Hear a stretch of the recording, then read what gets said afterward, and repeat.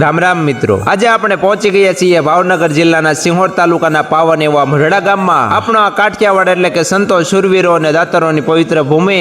પણ આજે મારે તમને વાત કરવી છે એક એવા દિવ્ય પુરુષની જેમણે પોતાની કઠોર તપસ્યા અને મા ભગવતી નવદુર્ગાની અવિરત આરાધનાથી આ મઢડાની ધરતીને પાવન બનાવી છે. એ દિવ્ય સંત એટલે કે પરમ પૂજ્ય સંત શ્રી ભગવતી બાપુ. મિત્રો, કહેવાય છે કે પૂજ્ય ભગવતી બાપુનું આયુષ્ય લગભગ 166 વર્ષથી પણ વધુ હતું. ચોક્કસ સમયગાળો તો કોઈ કહી નથી શક્યું. બાપુનો સંત સ્વભાવ એવો હતો કે તેઓ દરેક દીકરીમાં સાક્ષાત જગદંબાના દર્શન કરતા. દીકરીઓને દેવી સમાન ગણીને પૂંજવી એ તેમનો પરમ ધર્મ હતો.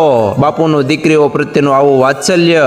અને હા મિત્રો, ભગવતી બાપુના આખા જીવનને એક વાક્યમાં વર્ણવવું હોય તો ભગવતી બાપુ એટલે કે સેવાનું એક પ્રતિક મૂર્તિ. આ પાવન જગ્યામાં આવેલું છે માં ભગવતી નવદુર્ગાનું વિશાળ મંદિર, જ્યાં માં અંબેની સાથે નવદુર્ગાના 9 સ્વરૂપો અને અન્ય દેવી દેવતાઓ બિરાજમાન છે. આ ઉપરાંત આ ધામમાં એક ખૂબ જ સુંદર અને રમણીય ચબૂતરો આવેલો છે, જ્યાં હજારો પક્ષીઓ આશરો લેશે અને તેમનો મીઠો કલરવ તેમજ મોરના ટહુકાઓ આખી જગ્યાને દિવ્ય બનાવી દેશે. અને સૌથી મોટી વાત, આ પવિત્ર ધામમાં 12 મહિના અને 24 કલાક સદાવ્રત ભોજન ચાલુ રહે છે.